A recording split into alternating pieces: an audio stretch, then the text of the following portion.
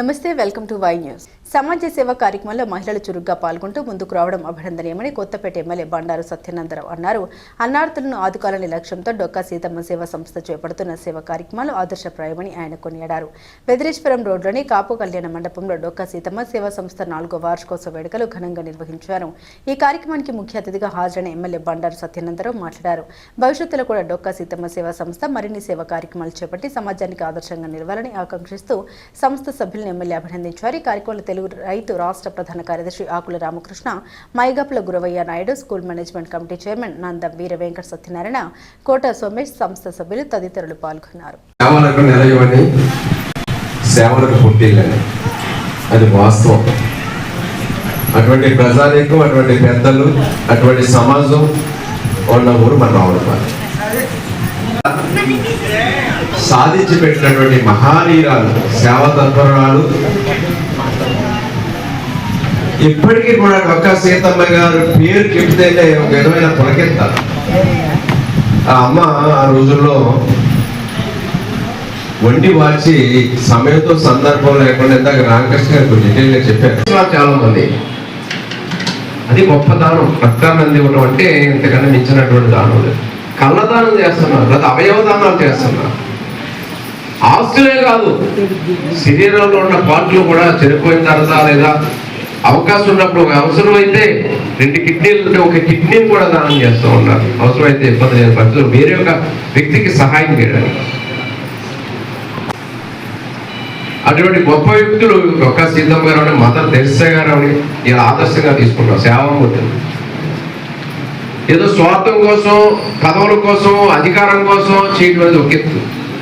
మేమందరం కూడా పదవుల కోసం, అధికారం కోసం ఏదో దాని ద్వారా సేవ చేసే కార్యక్రమాలు తప్పే అవకాశం ఉంది కనుక అది. డొక్కా సీతమ్మ చారిటబుల్ ట్రస్ట్ అనే ప్రస్థానం ఎలా మొదలైందంటే, అసలు పిల్ల నాగశ్రీదేవి గారు వాళ్ళ అబ్బాయి నవీన్ కళ్యాణ్ బర్త్డే రోజు మదర్ తెరీసా ఆశ్రమంలో భోజనాలు పెడుతూ వస్తుండగా, అమ్మ మీరందరూ కలిసి, మీ ఫ్రెండ్స్ అందరూ కలిసి నెల నెల ఎంత తీసుకుని ఇలాగా నెల నెల భోజనాలు పెట్టచ్చు కదా అన్న ఒక్క మాటతో ఆవిడ వెంటనే వాళ్ళ ఫ్రెండ్స్ అందరితో మాట్లాడి ఒక సమూహంగా వాట్సాప్ గ్రూప్ ఏర్పాటు చేసుకుని నెలకి 500 రూపాయలు ఒక్కొక్కరు వేసుకుని ప్రతి నెల రాజమండ్రి గవర్నమెంట్ హాస్పిటల్ దగ్గర ఫస్ట్లో ఇంట్లో వండుకు పట్టుకెళ్ళి అన్నదానాలు చేసేవారండి. అలా గ్రూప్ సభ్యులు పెరిగిన తర్వాత ఇంకా సేవా కార్యక్రమాలు పెరిగినాయి. బ్లడ్ డొనేషన్ క్యాంపులు చేస్తున్నాం. అలాగే వాడపల్లి వెంకటేశ్వర స్వామి దర్శనార్థం నడిచి వెళ్లే భక్తులకి 300 మందికి టిఫిన్లు ఏర్పాటు చేస్తున్నాం. పర్యావరణ పరిరక్షణలో భాగంగా హై స్కూల్లోని వాటిలో మొక్కలు నాటే కార్యక్రమాలు చేస్తున్నాం. ముఖ్యంగా వేసవిలో ఎండలు ఈ ఇయర్ చాలా ఎక్కువగా ఉన్నాయి. బస్టాండ్లో మజ్జిగ చలివేంద్రం సుమారు 46 రోజుల పాటు సుమారు 2 లక్షల రూపాయల ఖర్చుతో మజ్జిగ చలివేంద్రం ఏర్పాటు చేసామండి. ఈరోజు 4వ వార్షికోత్సవం జరుపుకుంటున్నాం. ఈ సంస్థకి సహకరిస్తున్న అందరికీ కూడా పేరు పేరున ధన్యవాదాలండి. డొక్కా సీతమ్మ చారిటబుల్ ట్రస్ట్ 4వ వార్షికోత్సవం సందర్భంగా సుమారు 100 మందికి చీరలు, బట్టలు, దుప్పట్లు, అలాగే 2000 రూపాయలు విలువ చేసే నిత్యావసర కిట్లు 100 మందికి పంపిణీ చేయడం జరిగిందండి. అందరికీ నమస్కారం అండి. ఈరోజు డొక్కా సీతమ్మ చారిటబుల్ ట్రస్ట్ 4వ వార్షికోత్సవానికి అందరికీ నేను శుభాకాంక్షలు తెలియజేస్తున్నాను. రావులపాలెం గ్రామంలో ఏ అవసరం వచ్చినా సరే ముందుగా